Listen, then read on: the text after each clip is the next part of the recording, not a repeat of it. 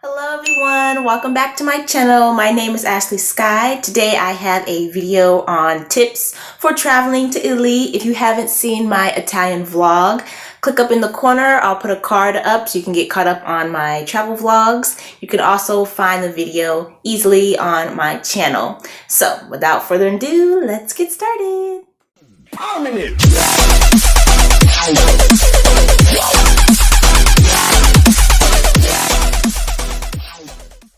Okay, so the first tip I have for you is to bring plenty of cash.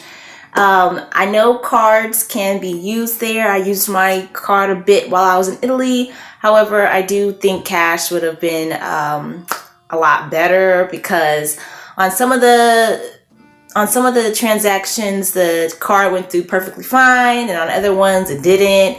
And long story short, we just had to go to an ATM machine to get cash anyway, and the exchange rate is horrible that way. So I just recommend just make sure you bring plenty of cash, maybe a little bit more than you actually might think you need, so that way you just have plenty on hand, because the cards, if they work and it's great, but if they don't work, it's kind of a pain in the butt. So just bring plenty of cash. If you are flying in and out of MXP, Milan airport, keep in mind that central Milan and that airport is pretty far from each other. It's about an hour away. So make sure you give yourself plenty of time to get to and from the airport, especially if you're trying to get to the airport and you have a flight to catch.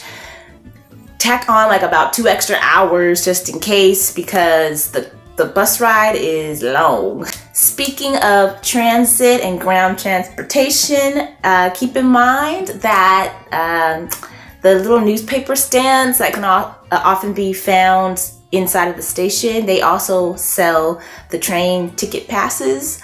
So if for some reason the kiosk isn't working for you, there's usually like some kind of newspaper stand or someone inside of a booth or something that'll sell you tickets. We had this happen to us when we were traveling Italy. We had the kiosk wasn't working. It was a smaller station. Kiosk wasn't working. The guy in the booth didn't want to sell them to us for whatever reason, but he said that the newspaper guy also sells tickets. So if you see a newspaper stand and maybe there's no one in the booth, but there's a newspaper stand, go see if he might sell you tickets, because we bought tickets from him and they worked just perfectly fine. Going along with that, I have another tip where on your way back, when you're finished with your trip, on the last day, buy a 24-hour pass.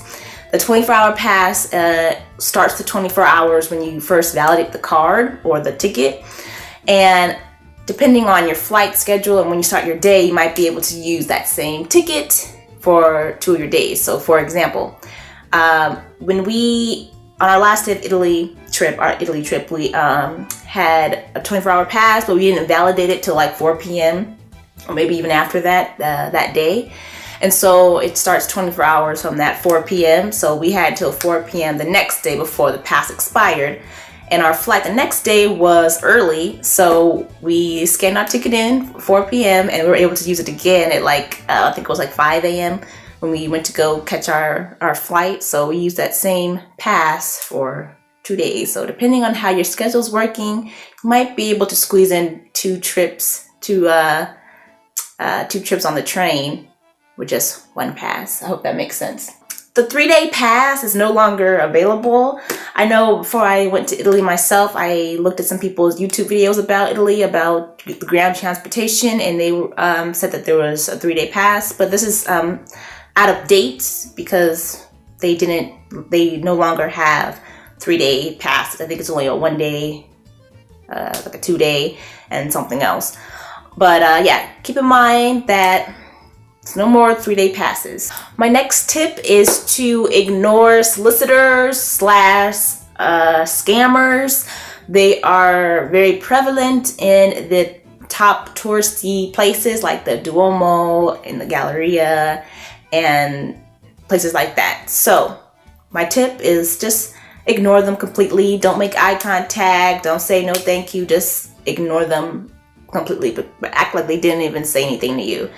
And that way you don't have to because I feel like when you say no, they just keep pushing you and pushing you and pushing you. So just pretend you don't hear them and you don't say anything. I feel like they go away faster.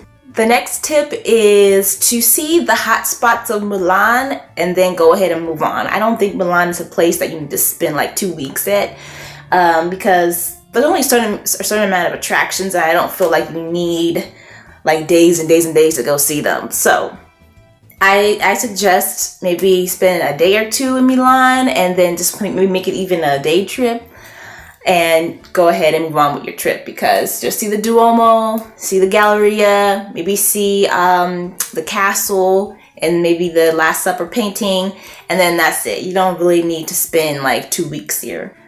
So a tip for when you land in Milan is to take the bus into central Milan, because when you land, you're actually about a while away from actual central Milan. So I recommend that you take the bus. I tried to explain a little bit about this in my Italian vlog, but what I'm basically saying in that vlog is take the bus because it's cheaper.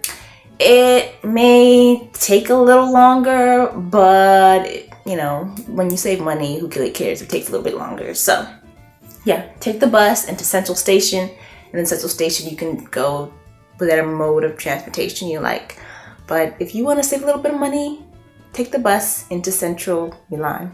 Alright, so that wraps up my tips for traveling to Italy, particularly Milan, Italy. Hope you enjoyed. Please like and share this video, comment down below, and subscribe to my channel if you haven't already. And I'll see you guys next time. Bye-bye.